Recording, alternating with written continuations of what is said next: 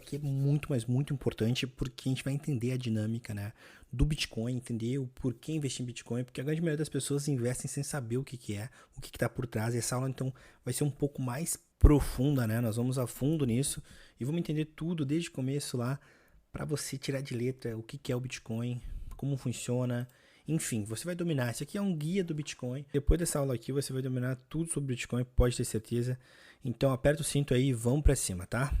Aonde comprar, como não cair em golpe, aonde armazenar. Essa aula aqui é um guia definitivo para você aí nunca mais ter dúvidas sobre esse assunto. Então, para introduzir o assunto, galera, a gente tem que entender que basicamente o futuro do dinheiro está na economia 4.0. Agora, nesse exato momento, está acontecendo uma revolução, tá?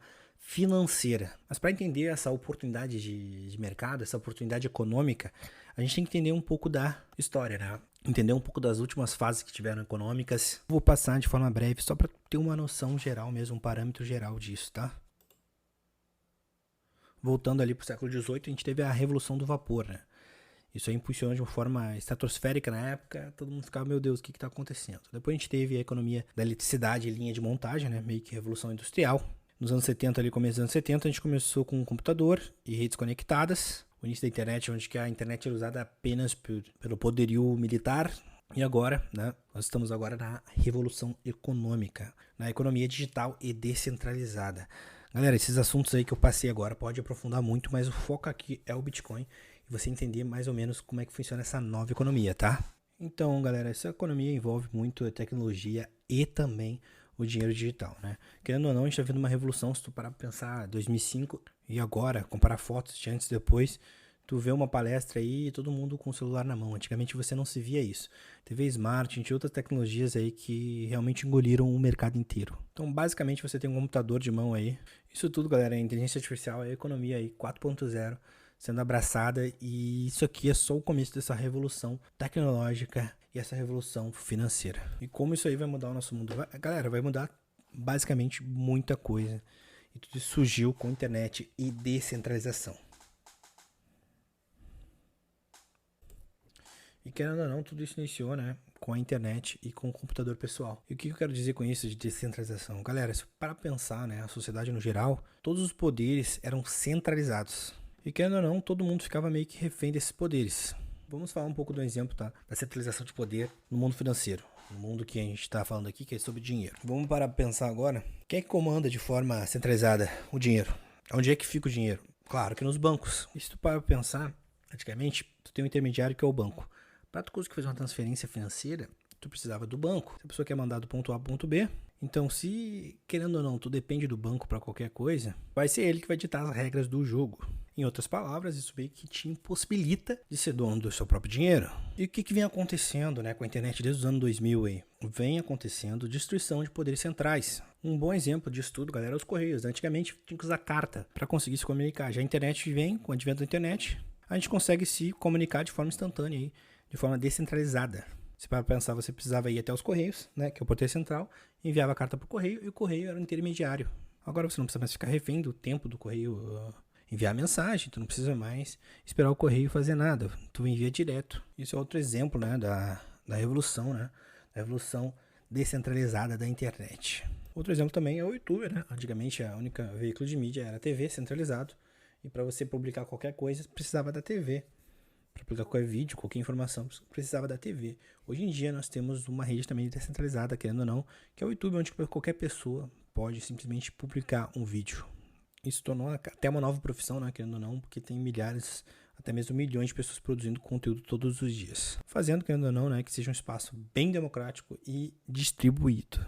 E a internet, querendo ou não, trouxe esse poder descentralizador. Então, assim, ó, entendendo esses primeiros conceitos aqui básicos, se você entendeu isso aqui, você vai conseguir entender, então, o que é o Bitcoin. A gente precisa meio que introduzir nesse assunto para poder depois evoluir, tá? Então tá, vamos partir então para o Bitcoin agora. O Bitcoin foi criado a partir de duas tecnologias. Ele foi baseado na distribuição de banco de dados P2P.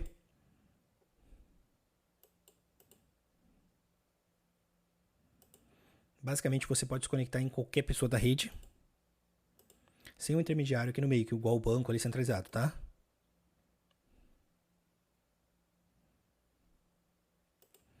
Basicamente, tu não precisa passar por um poder central, etc. você pode fazer vários caminhos para conseguir, né, atingir seu objetivo.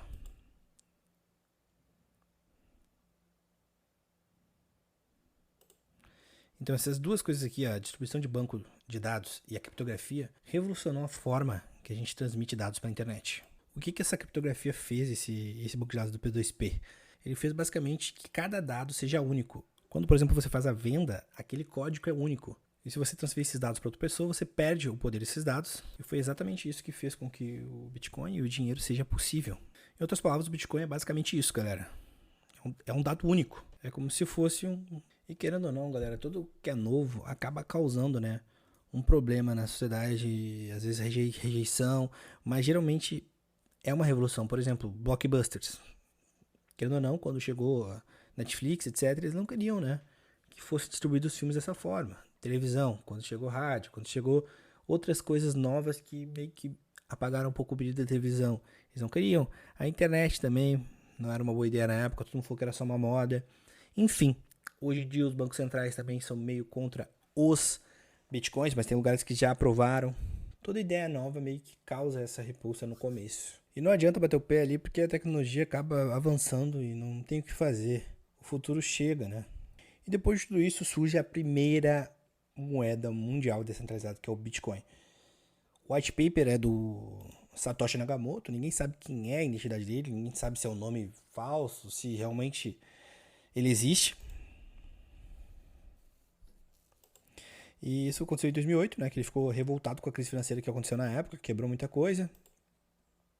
E todo mundo quase quebrou.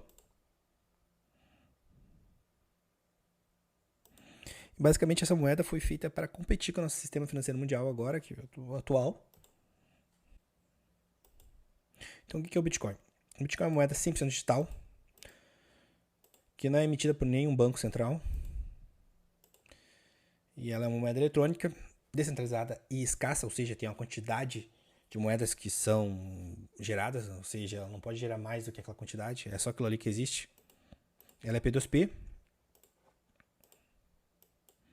E ela é criada a partir de um processo chamado mineração.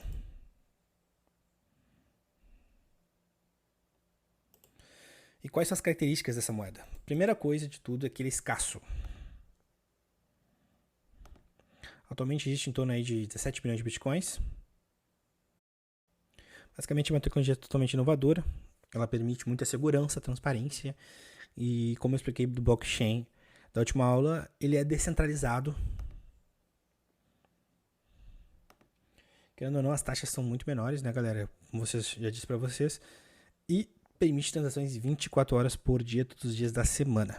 Então, totalmente diferente de um banco, onde tu precisa ficar refém da estrutura do banco, das regras do banco. Basicamente, no banco, se você quiser sacar R$1 milhão, você não consegue transferir R$1 milhão. E é muito burocrático, e querendo ou não, você não é dono do seu dinheiro no banco, né? Sem pagar taxas absurdas de R$10 mil, etc., e sem fazer previsões. Já no Bitcoin, você é 100% dono do seu dinheiro, você consegue fazer transações na hora, de quantos milhões você quiser, na hora que quiser. E realmente é revolucionário que também ele valoriza ao redor do tempo, como se fosse ouro, etc., entre outro ativo aí. Basicamente, em outras palavras, você ser o próprio banco. Só você tendo sua chave privada, só você tendo seus bitcoins. Galera, eu vou aproveitar para dar uma revisada no que é o blockchain para vocês aqui. Para quem ainda não entendeu o conceito na aula, eu só introduzir um pouco. A gente vai aprofundar porque é necessário para poder entender o que é o Bitcoin.